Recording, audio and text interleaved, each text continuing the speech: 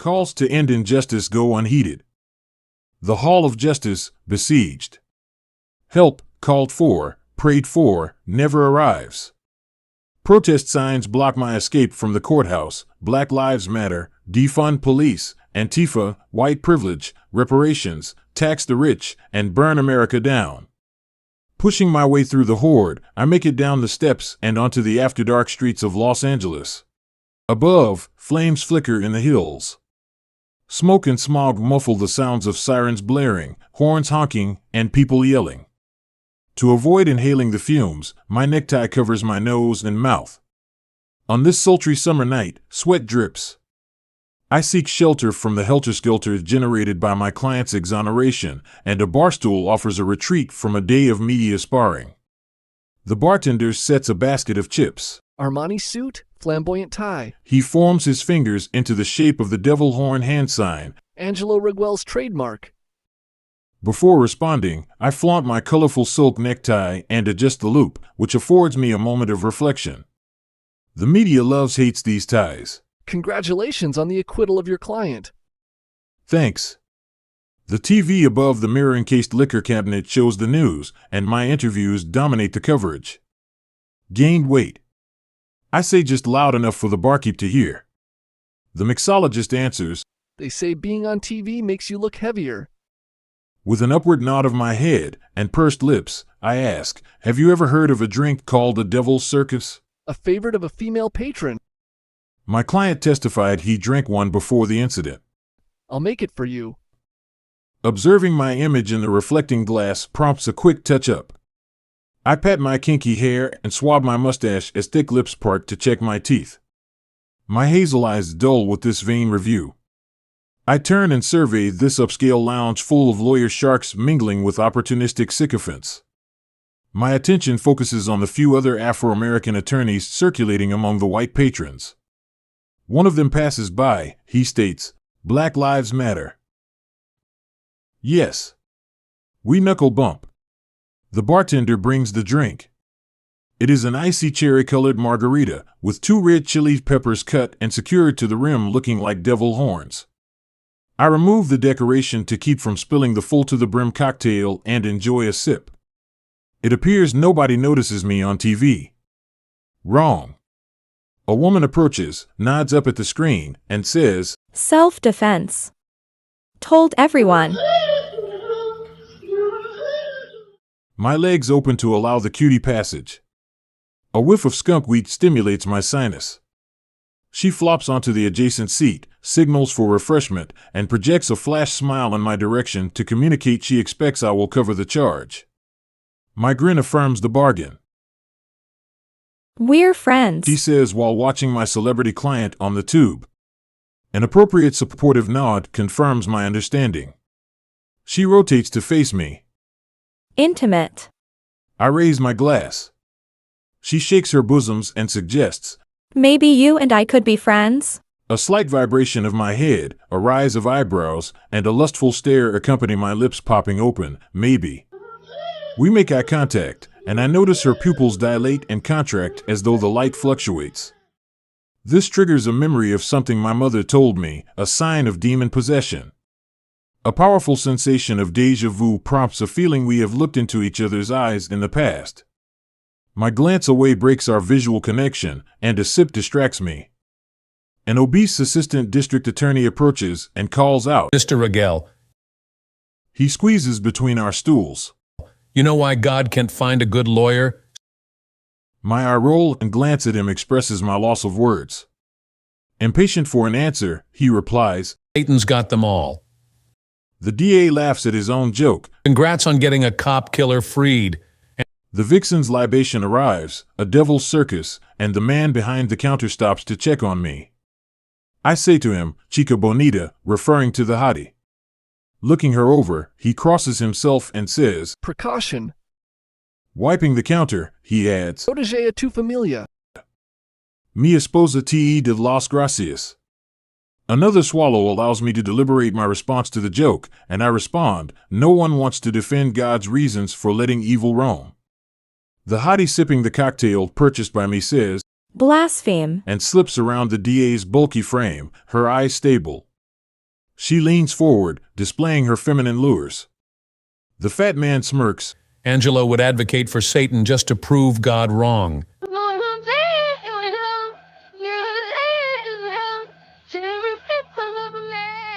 Challenge accepted, spoken a bit louder than planned.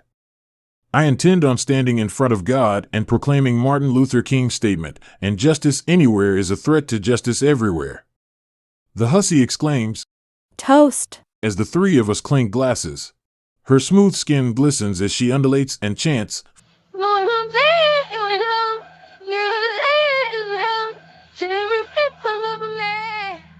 A licentious urge disgusts me, and a twist removes me from interaction with the couple and allows the glutton to entertain the floozy.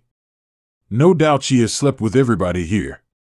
A large gulp chills my throat and causes a brain freeze. The television shows demonstrators overturning police cars. My view changes from the TV set to the bar scene reflected in the mirror. An old gent at a table raises his glass as if joining our salutation. Odd, the man eluded my attention earlier. The senior gentleman sits alone in a booth, whereas moments before our salute, they all appeared filled. His eyes stare at me, appearing as blue sapphire gems embedded in sandstone-colored skin. He looks in his mid-70s, as opposed to my late 40s. A decanter of blood-red wine airs next to a half-filled glass. His ring, a cushioned ruby matching the hue of the vintage, taps the chalice. His necktie attracts my eye. He unwraps the knit, brandishes the flamboyant cravat lengthwise, and twines it around his neck, and tightens the loop. Fingers, long and thin, groom silver hair. The lapels on his designer suit receive a quick dusting. Challenged by his provocation, my Rolex Submariner timepiece slips out from under my Armani cuff. Acting in competition, the gent spins his oyster perpetual. Strong feelings of jealousy, envy, and coveting develop. Why? Nodding adieu to our rivalry, a turn on the seat brings me back to watching the interviews on TV and ends this contest. My last swallow goes down, and a taste of mezcal tequila lingers. Time to go. The barfly's eyes gleam with desire. A goodbye comment morphs the woman's smile into a frown. Sorry, honey, wife waits at home. Nice thought, though. Leaving a $20 note and an empty glass on the counter ends my commitment. She displays her enticements, Angelo, as she slips the bill into her bra. In the future, temptation proves impossible for me to resist. Thanks. Reaching over, a cupped hand slides the buck under the woman's breast. Keep you in mind. Disgusted, another Jackson gets plucked out of my wallet and handed to the bartender. The passage to the exit becomes obstructed as people extend their hands and shout congratulations. Avoiding the elder in the booth requires an alternate path through the crowd. My blood pressure escalates. My struggle to gain headway causes drinks to spill and curses to fly. Entangled couples block the way. The sophisticated atmosphere deteriorates. An agitated swarm impedes every turn as though in a fire panic with jammed exits. My only escape route takes me by the gent's table, despite efforts to avoid him. Angelo Raguel. He slithers out and forces our hands to connect. Your permission, please, to introduce myself. His grip hurts. My facial expression freezes to disguise my alarm. He makes eye contact, Emmanuel Janus. and does not lighten up the grasp. I hope to engage your legal services. What prompts you to seek representation? Defamation of character. Who defamed you? God. God? God. Yes.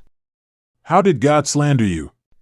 He blamed me for the injustices and evil brought forth. What do you hope to gain from the outcome? Impeach him and evoke my rule over heaven and earth. And where will this proceeding take place? Heaven. Heaven. Upon my death? Whenever. Whenever. And my role? Devil's advocate. Devil's advocate. Concerned about his mental state, my inner thoughts caution me to sound professional and keep from screaming in pain as my bones crunch. You need to call the office, sir. I squeak and yank back to release his clasp. Emmanuel's vice grip tightens, Watch the trial. followed by an aggressive pull forward. An impressive defense. Stumbling into him brings our faces inches apart. He whispers, Angelo, old friend. Repressing an unexplainable impulse to embrace him, I pull back as his breath smells of sulfur. I tell myself, stay calm and in control. My words said aloud, sympathetic jury, sound pathetic.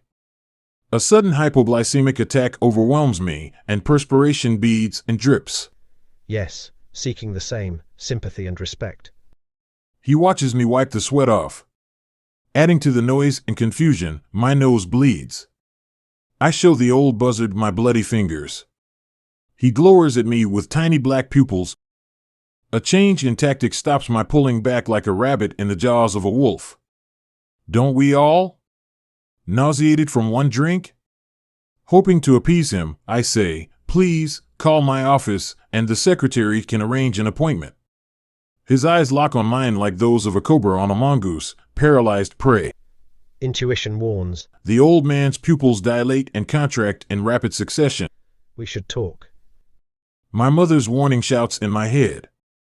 Dazed and confused, I stutter. Sorry. Sorry. To break his grip, I yank the harasser's forearm with my other hand.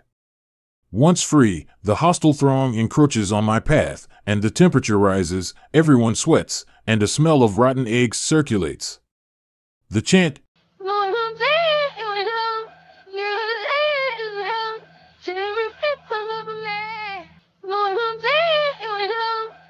rings in my head. I hustle to the car. Gusty winds blow through Los Angeles. Southern Californians call these warm winds originating in the vast haunted canyons of Utah's Great Basin the Santa Ana winds and alternatively the Devil's Breath, or in Spanish, Diablo Viento. Hot blasts fan fires in the hills and wreak havoc throughout the region. The night sky glows as thick smoke and ash muffle car horns. Sirens wail. People scurry, fearful, seeking shelter. The Phil Collins song, In the Air Tonight, plays in my head as an earwig. The tune comes to an abrupt stop as if someone bumped into a vinyl record player. What the? The old man stands by my car. I hesitate until my sense of fears turns to wrath, and I mutter, how did bad breath get here?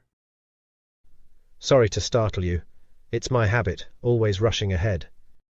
Trying to regain a confident demeanor, I inhale deeply, choke on the smoky air, recover, and respond in a cold, professional tone. Sir, as stated earlier, I will not consider your request other than through my office. Please step away. I try to push past him. He does not budge. Then the obstinate one steps away, fast, so quick I do not see him move.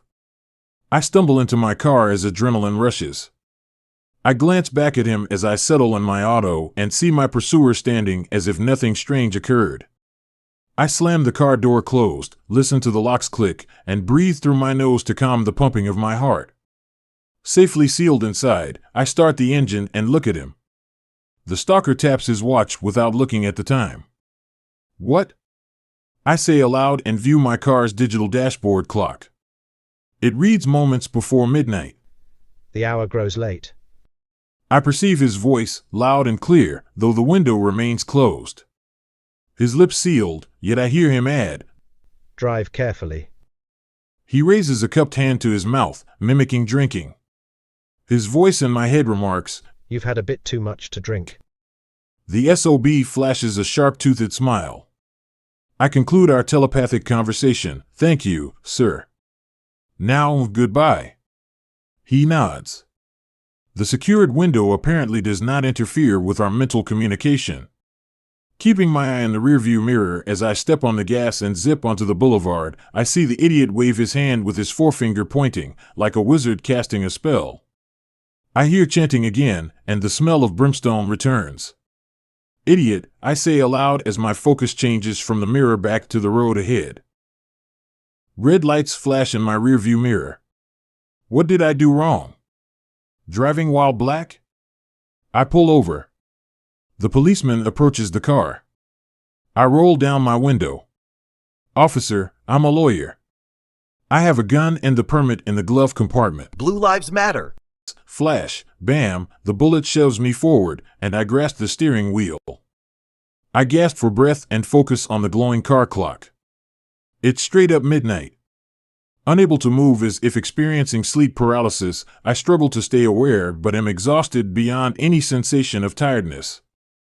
My eyes open wide, but it gets dark, and darker.